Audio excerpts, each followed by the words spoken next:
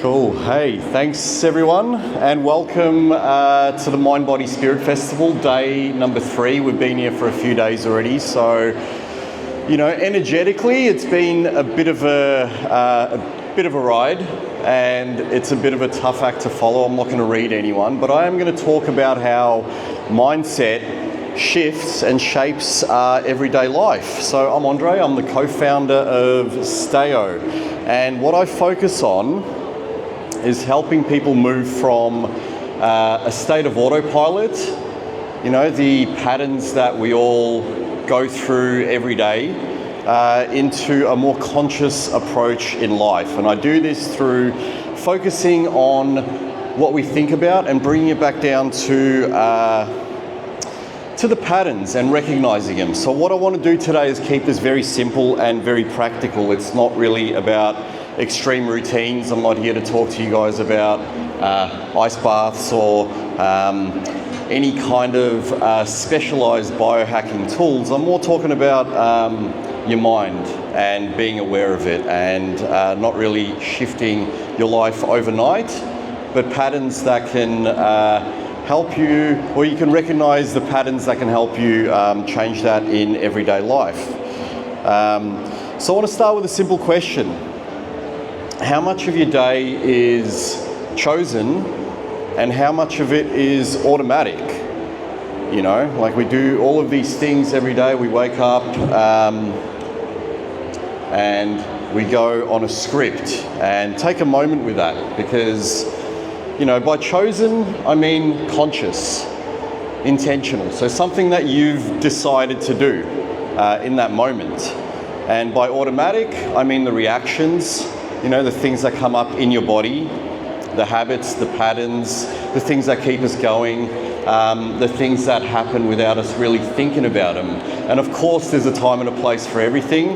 There's, we have those autopilots when we're driving and all different types of things. But I'm talking about the behavioral psychology here, and the research that shows that a large part of our daily behavior is actually habitual, and it's not decided by us. It's not a conscious choice.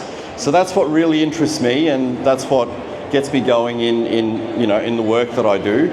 I work with tech, and I'll go into that a little bit more later. But it's not a trick question, how much of your day is chosen, how much of it is automatic. It's just something that we can kind of focus on.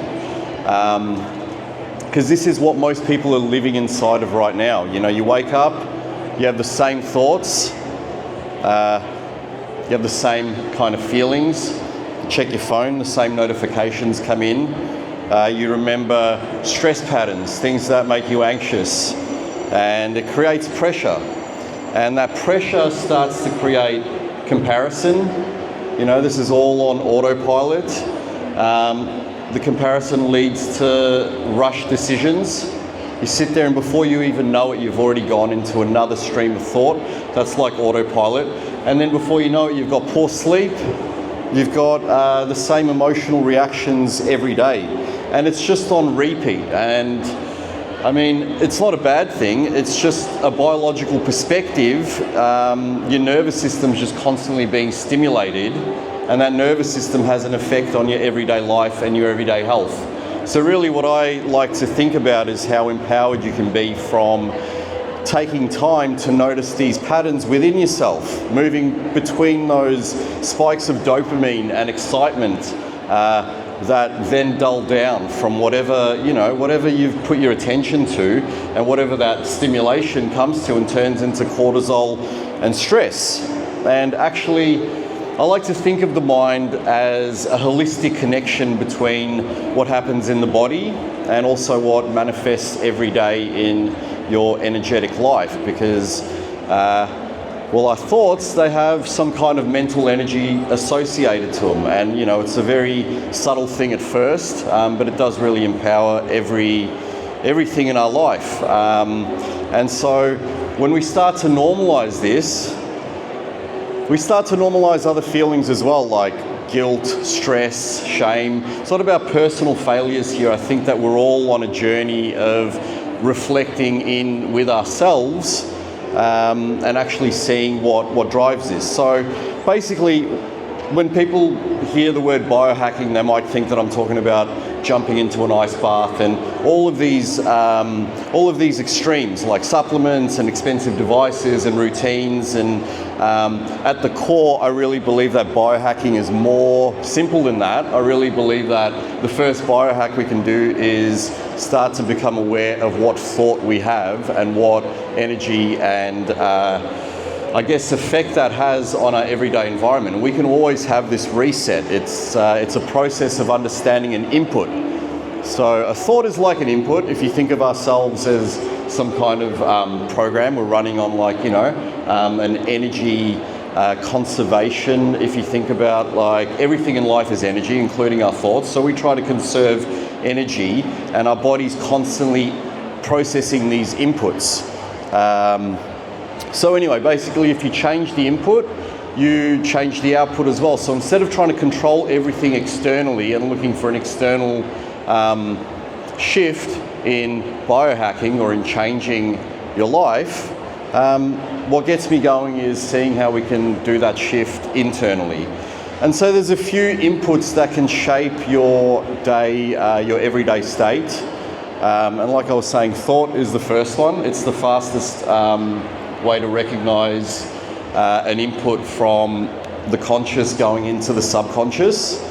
And the second one is sleep. So obviously, that's your conscious state, your unconscious state, and where we process all of these things more is sleep. So they're the two main parts in the way that we can consider inputs going in and out. So sleep is like our biological reset. It affects our harmonious way of being. It puts us back into our harmonious state.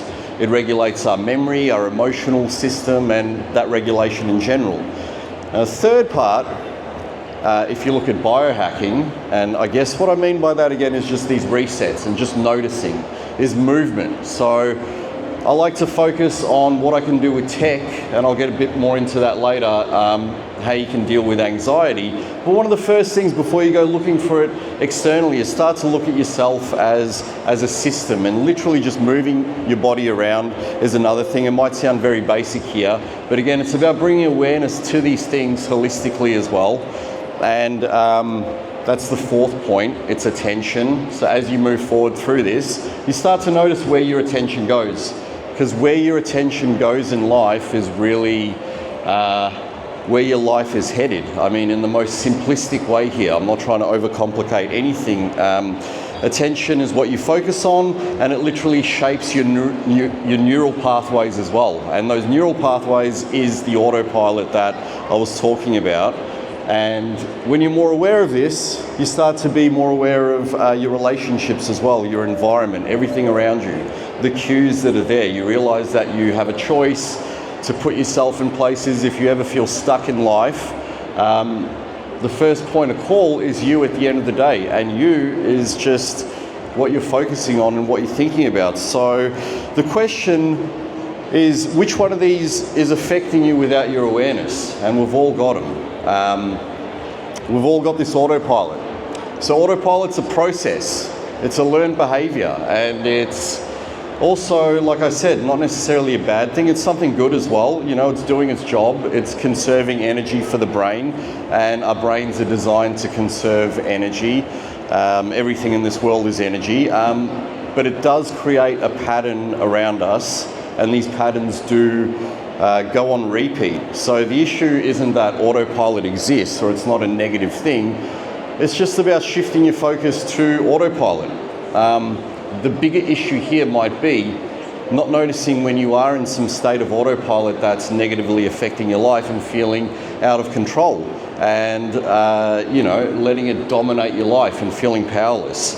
Because if you don't even notice these things, and if you don't put a language behind it, you can't really interrupt it. You can't really sit there and have a process. So it leads to stress, It leads to something that you feel not just mentally, but that repetition shows up in your body, and it's a full body response as well. So it's like cortisol. So when stress is activated, your breathing changes, your heart rate increases, your digestion slows down, your attention narrows, you become a lot more defensive, your sleep's affected. It's all a holistic approach. And this is your sympathetic nervous system that's activating, and that's kind of what we call fight and flight. So we get used to these things in life. We get used to being really anxious. We actually get addicted to these chemicals. So if you've ever noticed somebody who's really stressed in life, or a part of you that has been really stressed in life, you'll notice all of these other things gravitating towards you that are stressful. And that's because in one way or another, you're addicted to those kinds of impulses. Like I said, your mind is a lot more powerful, and it brings in every single thing in your life. And the important thing to understand is that your body just reacts through these things instead of allowing your thought to really catch up. So, like I was saying, cortisol is often seen as a bad thing, but it's not.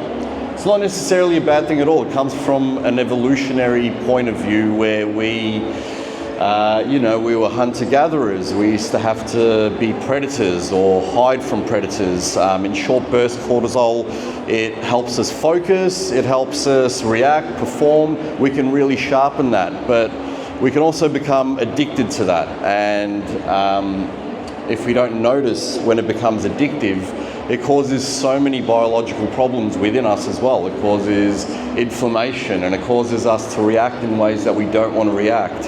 And it just makes us be, just living on autopilot.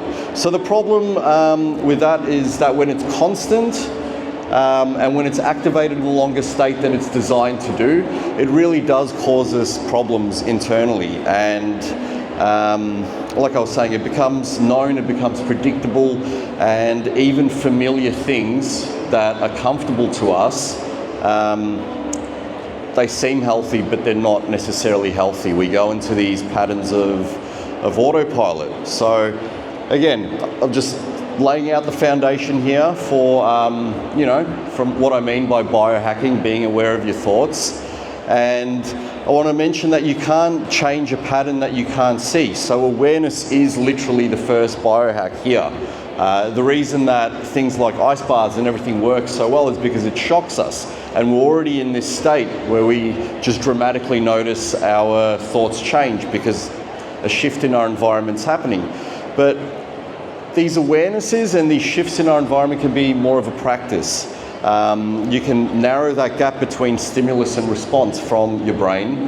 And when you become aware, the prefrontal cortex, which is the decision-making part of your brain, it's the one responsible for all the decision-making. You can tune that like a tool with that awareness without just being reactive. You do have a choice. And so the simplest way of changing inputs and shifting this change is becoming aware of your thoughts. So I want to give you a few more practical entry points here into what I'm talking about, and then talk a little bit about the software that I designed. There's no rules here either, they're just opinions, and I'm pretty early on in my journey with this. But the reason for doing this in the first place is because these are the things that have really helped me gain more confidence and clarity in my life. And what I'm saying might seem really obvious here, but unless we focus on the really obvious things and make it a habit, and bringing that awareness back, we don't really, we live in this chaotic mess. So, like I said, thought is one of the fastest ways to change your state. You always have that ability to pause, to notice what thought is going on, to see it as some kind of powerful, energetic factor in your life, and not just something abstract and mental, but a physical trigger response in your body as well. And over time, these thoughts, they really strengthen your neural pathways. That's why I'm really big on mindfulness, just from a holistic point of view. I'm not trying to teach people how to think or teach people anything at all, just bringing your awareness back to you noticing how you think, your neural pathways. And over time, these neural pathways, they're like plastic. It's what we call neuroplasticity. You don't always control them at first, you just notice them. The more energy you put towards them, the more changes appears.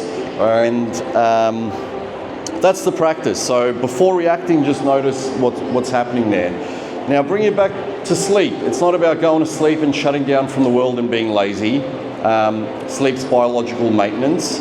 It affects your hormones, your emotional regulation, your memory, your ability to make decisions. So that's a really big biohack in and of itself. If you're just not getting enough sleep, you should just take some time for yourself, because this lack of sleep, it also increases your cortisol. And like I was saying, if we don't know these chemical reactions that are happening in our body, we really start to normalize feeling anxious all the time and being around anxious environments and all of these things. So, you know, simple things, same bedtime, reducing caffeine, taking the time to sit there and give yourself time to rest, and having these small changes as a habit every day is a big biohack in a holistic point. And then mixing that up with movement. So it doesn't have to be intense, it just has to exist in your life. You know, walking, just going for a walk, it improves mood, it reduces stress, and it reduces cortisol. It increases this cognitive function as well. So when you don't move, your energy becomes stagnant.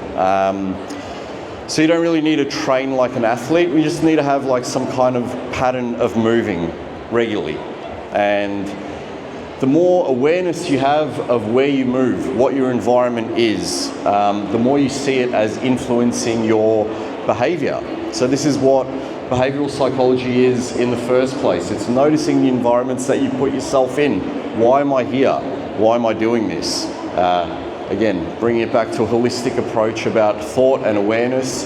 Whatever situation we've put ourselves in life is ultimately a situation that we have made a choice, a conscious choice to put ourselves there. And for me, that's a form of empowerment, realizing that every single thing in my life, good or bad, I've somehow put myself in that environment, noticing the environment and realizing that I do have a choice to change that environment without really forcing anything. I can just, I can get up and move. And when I do get up and move, I can reflect on that. So reflection's just another thing. It's an experience and a doorway into a path of learning. I'm not really talking about anything too specific here, but unless we become aware of these conscious doors and these doorways into ourselves, which is what I believe ultimately life is, as a point of learning. Without reflection, these same patterns repeat. So journaling can be a form of reflection, emotional processing, whatever you need to take the time, again, to bring it back down to that thought. And it's a simple practice. Just be aware of your thoughts, reflect on them. Ask yourself one honest question a day, and that's really enough to start building awareness. You'd be surprised how many people really avoid that contact with themselves and look externally towards anything that they want to make a choice in life. I'm just really trying to reflect on how empowered you can be through yourself here. And so this is how change actually happens. It's how it happened for me, just like realizing I've put myself in these environments. What am I thinking about? What am I addicted to? What are the the biological chemicals within me that I've normalized, and what are the thoughts that that I've decided upon to be my life, and more importantly, how would I go about thinking to start off with about what my life be in a better version of me. How would I spend time to build that better version of me? Because most people jump into identity. I want to be this, and I believe that if I change the way that I look, if I, all of these external things, but I'm bringing it back down into like a really holistic point of view here, just starting from noticing that one thought as identity, as a repeated action, not the other way around, not going out and looking for something externally. And so what you repeat becomes easier to believe and easier to act from. And the brain itself strengthens those pathways when we do that more often. Thoughts repeated enough, they stop feeling like opinions and they stop feeling so heavy, and we see them as either something that is like a script, like a loop that's unconscious and on repeat, or something that we have more of a control over, and something that's actually affecting our life more than what we like to empower ourselves with to begin with, you know. Eventually the thoughts, they become the instructions that your body follows as well. So really what you tell yourself ends up manifesting in your body as well, and that's why these small decisions in your everyday life, they matter. Okay, so back to me. I'm Andrei, I'm the co-founder of STEO. We've got a stand here. It's our first year trying anything at the MindBodySpirit Festival. And my background's in tech, and so I created STEO to help build patterns of self-awareness, in short. It's a self-reflection tool. It's a technology. I'm really big on tech. My partner's a psychologist, and together we both realize that our daily intentions and our focus on thought itself really help shift our life. And so daily intentional acts of conscious thought and awareness helped us shift our reality, and STEO is the app that I've built that really helps people with doing mindful work. And so STEO is a gamified app for personal development, and it's not really a solution to anything. It's a tool. Like anything in life, you know, I'm building tools. So outside of STEO, I build integrated AI systems for businesses to help them create more space in their everyday life for, you know, creating the business that they want, rather than doing repetitive processes that take up their space. And it's the same when you look at yourself. How much of your everyday life is going towards patterns of thoughts that aren't recognized and eating up your everyday energy, you know, not freeing up that space to create the life that you want to live. So STEO, in short, is these small steps that are repeated consistently. So if you want, you can scan the QR code and you can download STEO. It's free on the App Store and on Android. And that'll take you to our website where you can get STEO, and I'll show you what the app's all about. So I'll put that up at the end again as well if you guys want to grab it, or I'll give you another minute. I notice a few people there. That's STEO on the App Store and Google Play. All right, and so what STEO does, it gives you daily prompts, simple, short daily prompts, and you reflect on them. And there's a self-reflection tool in there. There's an integrated AI layer that helps you to see the patterns in what you've talked about with it and puts them back to you. And there's also a reward system here. So when you use it more, we give you guys coins, and there's a marketplace where we've partnered up with cool brands like Ultra Human with a few smart devices and some other growing ecosystem of like supplements and other cool things, but you can have a look for yourself. The idea isn't that. The idea is putting a tool out there that makes growth really visible and consistent. And so if you've already downloaded STEO, I'll just run through some of the first prompts on the first day here. We've got 7 tracks, and these are some of the questions here, you know, and the AI helps you reflect on that. So the AI will bring patterns more consciously to you so that you can get to know your behavior better. And so we've built seven tracks around things that affect everyone there. So the process is really simple. You notice the pattern, you reflect on it, you repeat the process, and you just do this for 5 minutes a day. And that kind of process has really helped me in my everyday life through journaling, through writing, through just thinking about things that I want to focus on and repeating the process. And over time that becomes a routine, and that act of giving yourself the energy and putting a routine and noticing what you want your life to be really helps you shape your life and however you want it. So that's the tool, and these are the habits that, you know, that form your identity. So I want you to take a moment now. It might have been this morning, or you know, something that is constantly on your mind, that's on loop, and think about a pattern that feels automatic for you. And you know, if there's anything that feels heavy, this might be a self-limiting belief, and you might want to think to yourself, how much energy are you putting towards that belief, and how disrupting that pattern can really free up more space for you to create what life you want. That's, it's a small step to interrupt it, and that's the awareness that I'm talking about. And there's no real right answer here. I don't have answers for you guys. It's just a process, and that's what fascinates me.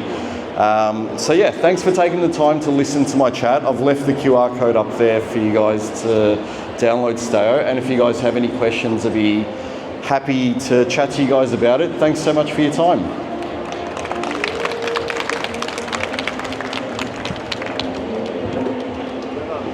Hey? We've still got 20 minutes. Yeah. Do you want to do maybe audience questions? If they wanted to do a Q&A, awesome, sure. let's do it. Yeah, let's do it. Alrighty, so Andrei's still got 20 minutes before we wrap up. So we'd love to open up to the audience. If you guys have any questions for Andrei while he's on stage today. Guidance or support you may be after.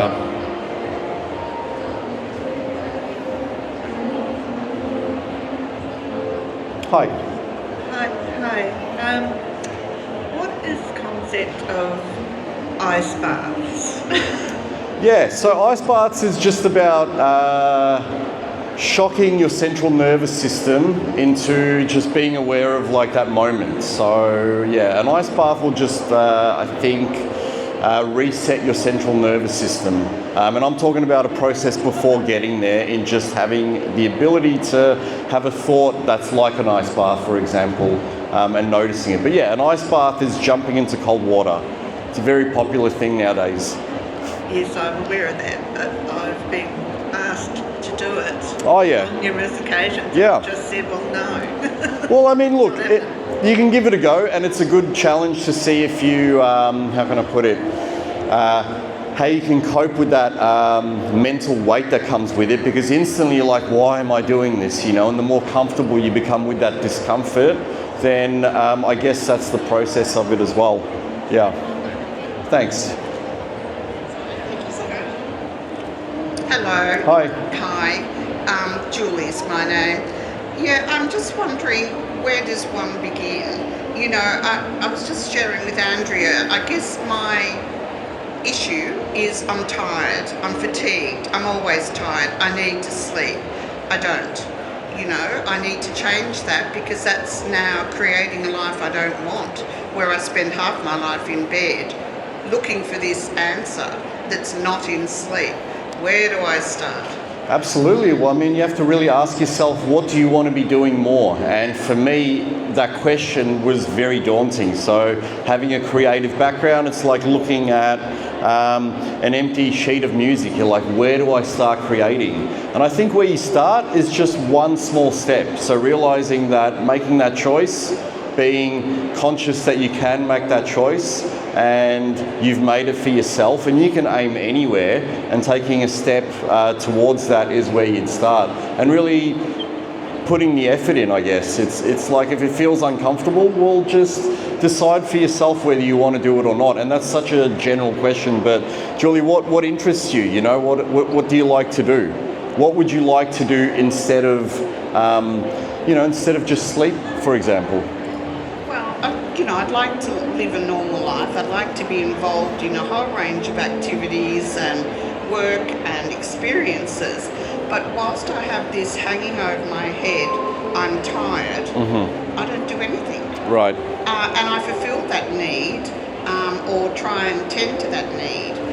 And I know I've got to change, and it's got to do with, you are what you think. You will create the person you will be by your thoughts. I know I need to change that, but I just need the first step. Absolutely. Well, I guess it's one of those things, when you put yourself out there, you be more vulnerable. So many things happen in a holistic way outside of what we think we control. So if we empower our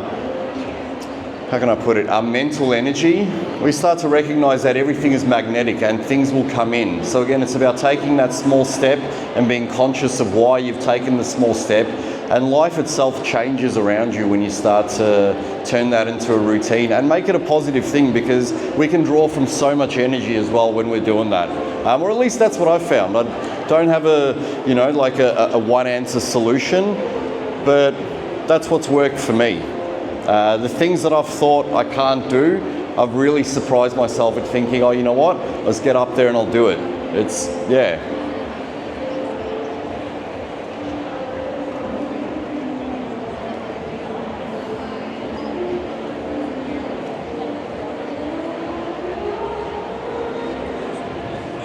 have an experience from the past where something worries us, and I've put a lot of practice into it. It still worries one. Absolutely. And how can I put it? I've lived in the past a lot in my life. Regrets, worries, anxiety, sitting there thinking something really bad has happened. But if I've just shifted that focus a little bit more and expanded on what that thought is in the first place and turned it around into, that's actually made me stronger. It's helped me grow. Even though that might have been years of my life, it's taught me to be a stronger person. You'd be surprised at how your past really changes in story as well, because we are really the story that we tell ourselves.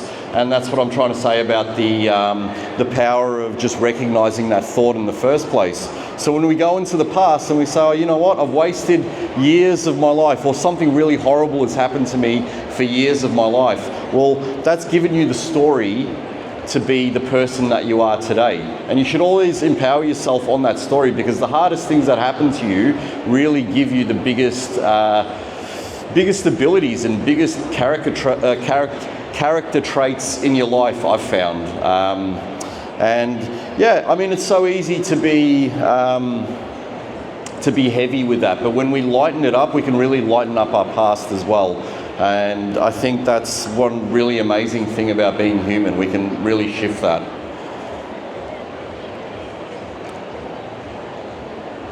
Any more questions for Andrei? Yes. Thanks, Andrei. I noticed a few of those questions look to be quite similar to some psychological techniques around EMDR. Yes. What are some of the safeguards that you've got in place in the app for people who might go a little bit deep into that process and then feel like they can't cope? Absolutely. So we've got guardrails in there to obviously be recognising anytime someone talks about self-harm or any kind of when you move into, like, so I work with programming AI agents basically, so it picks up on a lot of language in there as well. So if there's any kind of self-harm, if there's any abusive stuff, if there's any, it's like a scale. It recommends the person to get help. We don't give medical advice or anything. It's really just a self-reflection tool that repeats the patterns back, and it shows over time distinct patterns that you're thinking about. So instead of being this chaotic, stream of thought, you can say, oh, for 4 out of 7 days last week, I thought about this one particular thing. And when you focus in on that thing as well, especially if it's like some really acute, heavy thought process, you can lighten it out as well. And again, we're not replacing psychologists or anything like that. It's just a tool for 5 minutes of self-reflection every day. And the cool thing is as well, we're working on an algorithm that detects your heart rate variability, your heart rate, your skin temperature, and a few other things like the audio in your environment. And I'm working on being one of the first AI respondents there, basically. When people are having a panic attack, what's closest to them? It's usually, what's on them. It's their phone, it's their technology, that kind of thing. And there's so many young people going through so many panic moments alone. So if they have something that is personalized to them, that's really what excites me about building something positive with technology moving forward. Yeah.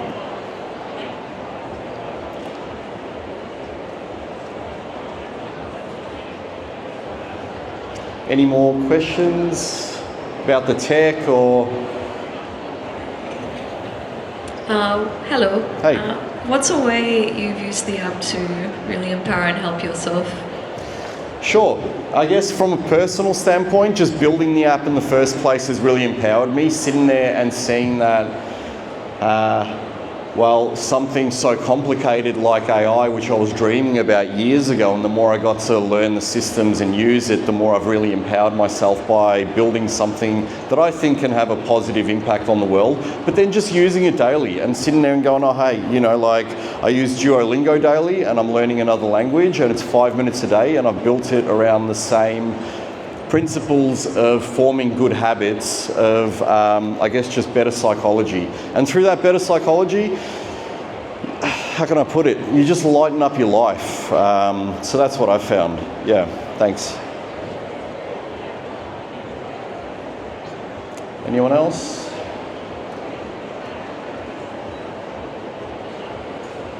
Cool. Well, I'd like to say thanks again for your time. And this is a very new journey for us as well. As you know, there's pretty new technology, and I'd like to think that I'm trying my best to really do something amazing with it as well. I know there's all different types of thoughts, but if there's one thought I want to leave you guys with, is that you actually have the power to have more control over what's happening in the world than you really think, and it just starts with yourself and what you think about yourself. So yeah, thanks so much. Thank you.